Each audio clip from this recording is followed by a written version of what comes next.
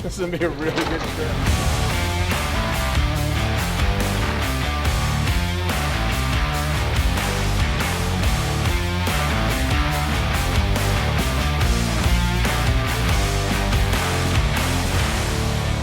Yeah, look at that sucker just stopped like a turkey.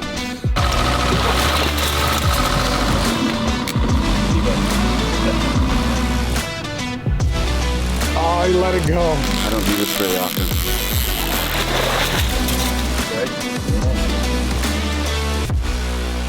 Just like I always tell other people, if you want to know fishery, you hire a guide, go fish it with them, invest the money, and then go do it on your own and your money ahead, right? So that's what we're gonna go do. We're gonna go fish with Austin. It's gonna be hot.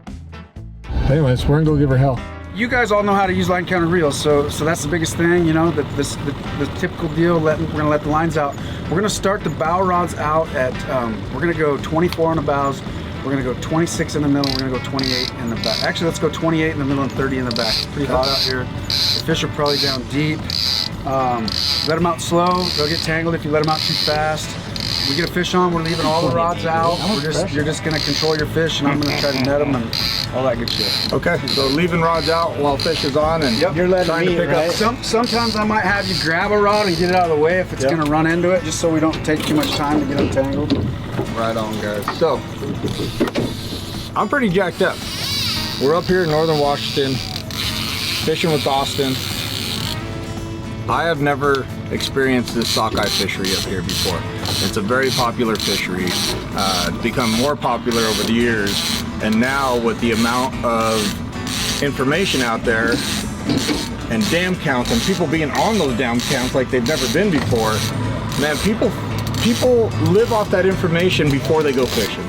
And so when they see a year like this where we just have record numbers going over Bonneville, they're like, now I want to go fish, right? Whereas I've always been the type of guy, I just want to go fishing, right? We poke a couple, I don't care. I just want to spend some time on the water. But this is one of those years. This is one of those years where there's record-setting runs coming over Bonneville Dam. So this place is just going to get absolutely chaotic. And correct me if I'm wrong, because I'm inexperienced up here, but usually the middle of July is when this starts kicking off up here. And yeah, this year it's like right off the get-go. You know, last year was the same way. Like last year, I fished in Wenatchee the opening day and we had low water, but it was hot water. Yeah. And so everybody killed, there was only like 5 boats up here and they slayed them. Well, I came up here the second day of July and I fished here every day of July last year. This year I did 4 days downriver and then I came home. Gotcha. Thermal barrier's been in about a week now. Awesome, awesome. So again, guys, we're up here, kind of, what do you call it, Northeast Washington or Northern Washington? Yeah, North Central. North Central Washington. We're sockeye fishing with one of the most experienced guides up here. We're gonna hammer out some fish for this evening and tomorrow morning. Have a good time.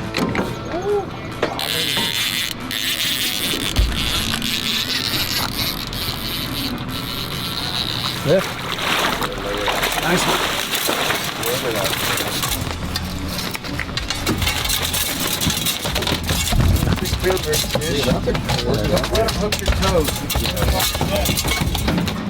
It's crazy how, I don't want to say good, I don't even know if that's the right word, but how consistent we've become at fishermen's, and just with all the tackle out there now, we're able to hone it down to color, size, vibration, the whole gamut, man, and we're like, swap it out, it's not getting bit, or it didn't get bit as well as we wanted to, so we just start swapping stuff out, man.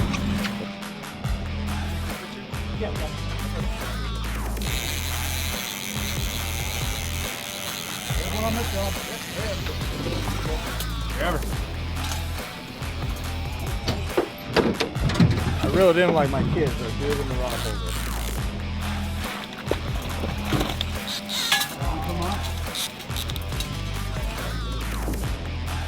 Man, well that was fast. That was a few bites, wham bam, thank you, man.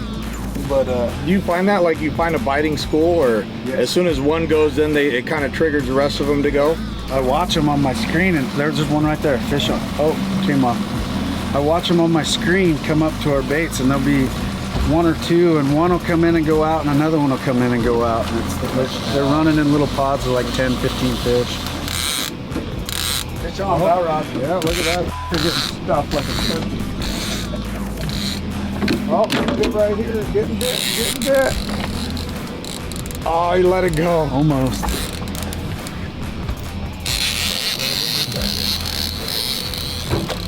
Tom Duck's got some big ones, dude.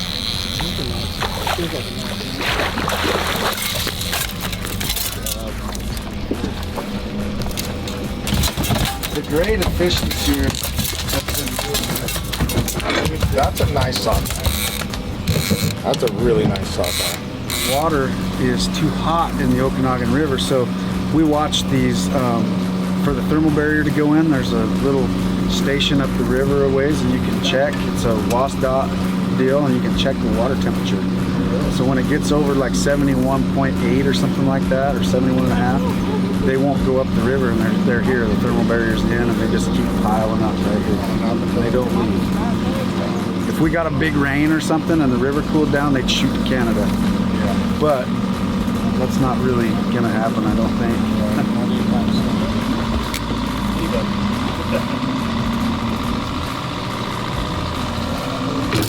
What's that, Bob?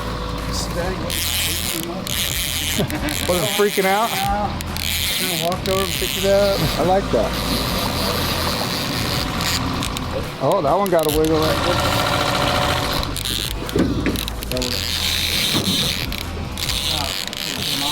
Came off?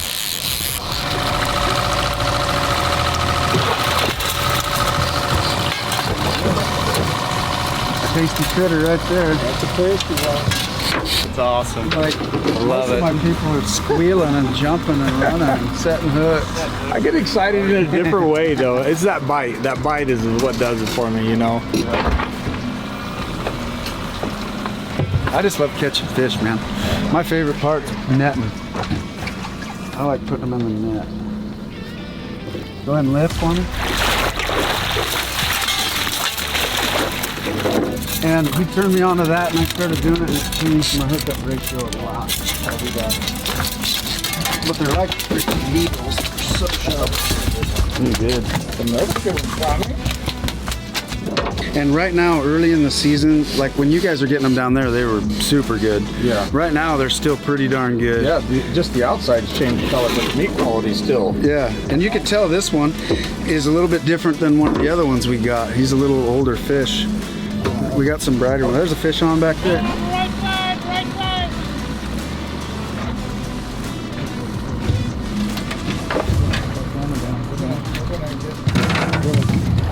He's gone. Just kidding. He's still there. He's still there. He's gone. He's still there. That one's getting bit right there. It was.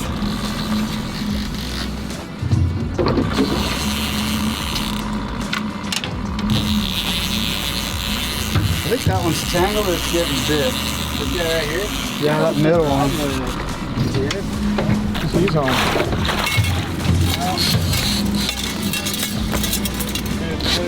We've been fishing for about maybe 30 minutes, 35 minutes. 35 minutes in, we got 7 fish, and we could have had 7 more. Get it. Let's go, Bubba. That's awesome.